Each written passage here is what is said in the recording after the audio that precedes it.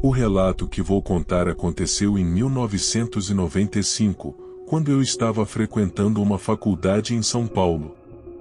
Eu estava entrando no segundo semestre do último ano. Em um final de semana, decidi pegar meu carro e visitar minha mãe, que morava em uma cidade a 3 horas e meia de São Paulo. Dirigindo a cerca de meia hora, vi uma placa pendurada em um poste que dizia o Chácara à venda ou com uma flecha apontando para uma estrada de terra isolada e empoeirada do lado da rodovia.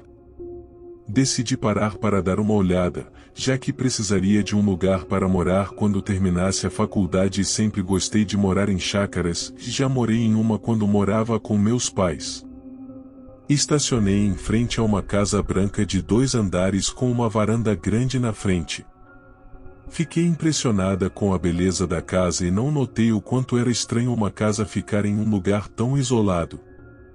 Tirei algumas fotos da casa com minha câmera fotográfica e, enquanto tirava fotos de todos os cômodos, uma senhora de idade avançada vestindo uma calça preta e uma blusa marrom abriu a porta da frente e me cumprimentou com um bom dia simpático e um sorriso largo.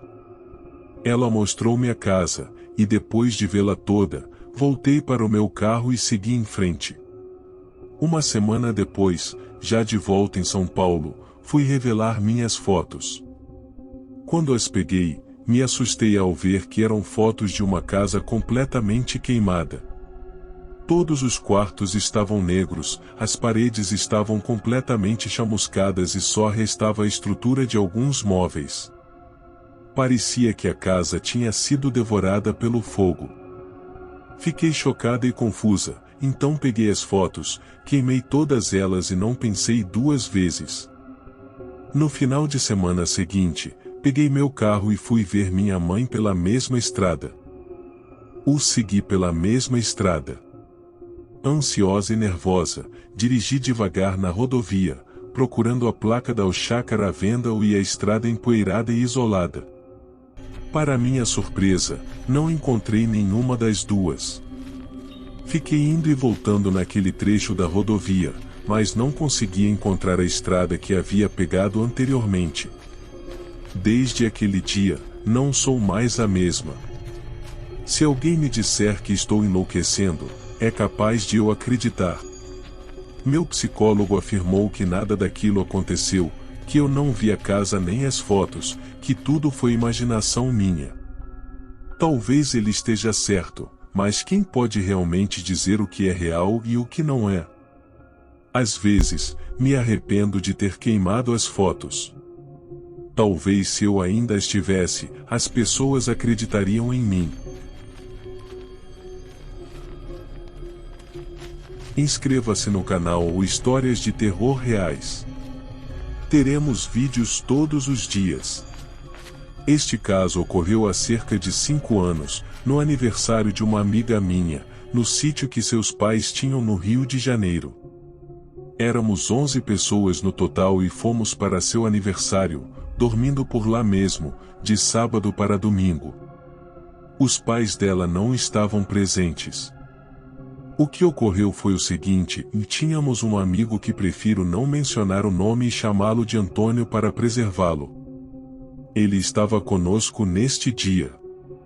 Acontece que ele era um cara muito brincalhão e vivia pregando peças nos outros, dando sustos, etc. Fazia isso frequentemente com todos nós. Nesse dia estava bastante frio e já havia escurecido. Tinha um luar muito legal, meio amarelado, e o sítio desta amiga minha possuía uma porta nos fundos da cozinha que dava para uma varanda bem grande e um imenso terreno com muitas árvores nos fundos e mato alto em alguns pontos, já que o sítio estava bastante mal cuidado. Eu e um dos nossos amigos saímos da cozinha e fomos para fora, na varanda, que dava vista para o imenso terreno. Estávamos lá fora conversando, quando de repente vimos bem ao longe, no terreno iluminado pelo luar, um vulto escuro como se estivesse de capa e a cabeça meio descoberta. Quando vimos aquilo, um olhou para o outro e dissemos: "Vê o Antônio." Eu disse que ele queria pregar mais uma peça em todos nós e nos meter medo. Meu amigo disse, então vamos dar uma lição nele. E nós dois partimos em direção a ele correndo e rindo. Íamos dar uns bons cascudos nele para deixar de ser besta. Estávamos correndo e rindo, e quando já estávamos distantes um pouco da casa, 4 de nossos amigos, uma delas a aniversariante, saíram de dentro da casa e chegaram na varanda. Um deles gritou perguntando o que estávamos fazendo. A gente, rindo e correndo, virou ao mesmo tempo para eles e percebemos que o Antônio estava lá também. Foi aí que quase imediatamente viramos para frente, como quem diz, e se o Antônio está lá, quem está no fundo do terreno? E foi aí que o sangue gelou e o coração quase saiu pela boca. Ainda estávamos a uns 30 passos de alcançar aquilo, quando paramos instantaneamente de correr e olhamos para aquilo com mais atenção. Era horrendo. Havia algo com uma capa escura e muito, mas muito pálido. Vimos que jamais seria o Antônio ou qualquer pessoa, pois era muito mais alto que o normal. Aquilo deveria ter no mínimo 2 metros de altura, já que eu e meu amigo já somos altos, em torno de 1,80 metros, e a coisa era corcunda e meio curvada. A boca era reta, com olhos fundos. E a boca era reta, com olhos fundos. Meu amigo depois ainda me contou que tinha dedos imensamente longos e finos para serem de uma pessoa de verdade. Isso eu nem reparei, pois corremos feito 2 desesperados em direção à casa do sítio. Para piorar, antes de sairmos em disparada, a coisa bufou que nem um cavalo, fazendo aquele barulho característico de quando um cavalo bufa. O que aconteceu a seguir foi um desespero para ver quem chegava primeiro à casa do sítio, e tropeçamos um no outro no meio do caminho. Ao chegarmos na varanda, em total desespero, nossos amigos não entendiam nada e viram que não era nenhuma brincadeira nossa, devido ao nosso estado e às nossas expressões faciais. Depois, com mais calma, lá dentro, houve um grande tumulto. Um dos nossos amigos que estava lá fora com o Antônio e a aniversariante disse que realmente ouviu um barulho que parecia de um cavalo bufando, mas não tinha ouvido mais nada. Já o Antônio e a aniversariante não viram nem ouviram nada, somente o nosso desespero em chegar a casa. Outra amiga nossa que também chegou junto na varanda disse que apenas viu algo que parecia uma pessoa bem ao longe da gente, entre as árvores, mas que não conseguia definir o que era. Logo em seguida, ela ficou prestando atenção em nós correndo, e quando olhou novamente para o fundo do sítio, já não viu mais nada, apenas o luar fraco refletindo nas árvores e no mato. Foi a coisa mais horripilante que já me aconteceu, e ao meu amigo também. Jamais vou esquecer aquilo. Essa é uma dessas histórias clássicas de floresta assombrada e com coisas estranhas, que aconteceu comigo. Eu tinha 17 anos na época, agora tenho 41, mas eu me lembro do medo que eu senti, como se tivesse acontecido ontem. O meu namorado e eu fomos com um outro casal para uma área cercada por uma floresta perto da cidade onde morávamos. Nós tínhamos ido com um furgão para lá e o outro casal ficou dentro dele, enquanto o meu namorado e eu, muito corajosos, e decidimos namorar um pouco ao ar livre, um pouco afastado do furgão. Não muito longe da gente tinha portão de alguma propriedade. Não tinha luz nenhuma lá fora, só a das estrelas. Nós estávamos acomodados e quase sem roupa já quando ouvimos passos, muito perto de nós. Era definitivamente passos de gente, não de cachorro ou outro animal qualquer, de gente. Era uma noite clara de outono, então conseguíamos ver bem longe. Não havia ninguém lá. Nós achamos que podia ser o dono de alguma propriedade local vindo dizer que não podíamos ficar ali, então ficamos bem quietos até os passos parecerem que estavam vindo a menos de 3 metros. Ainda não podíamos ver nada.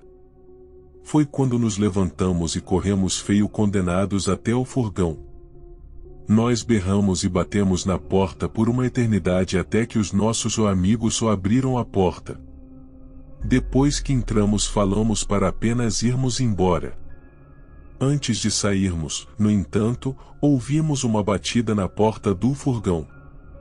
Os faróis estavam acesos, mas não conseguimos ver ninguém pelos espelhos laterais. Eu fui a muitos lugares assombrados depois, mas nunca experimentei o medo que eu senti naquela noite de novo.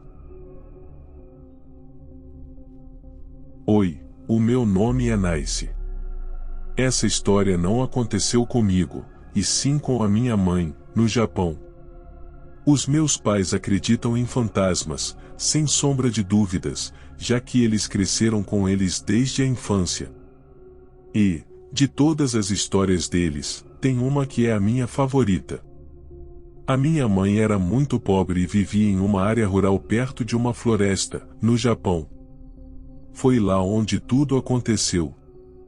Estava uma manhã bem feia e chuvosa, há mais de 30 anos atrás, quando a minha mãe, com 11 anos, pegava cogumelos perto da floresta. Ela se distraiu com a tarefa monótona e acabou entrando na floresta, continuando pegando os cogumelos, e quando ela deu por si, já tinha entrado bastante nela. Ela estava perdida, não sabia como voltar. Minha mãe começou a ficar assustada, então começou a ouvir um som, como se uma pessoa estivesse murmurando algo. Vinha de uma enorme árvore a uns 2 metros dela. Isso a assustou mais ainda, e ela começou a correr na direção oposta daquela enorme árvore. Então começou a escurecer, indicando que um temporal estava para vir, e foi quando ela viu uma casinha em uma árvore. Tendo só 11 anos e não sabendo dos perigos que podiam lhe aguardar, ela simplesmente subiu a escada e entrou na casa da árvore. Quando ela engatinhou para dentro da casinha, ela viu um homem. Ele tinha cerca de 50 anos e parecia amigável.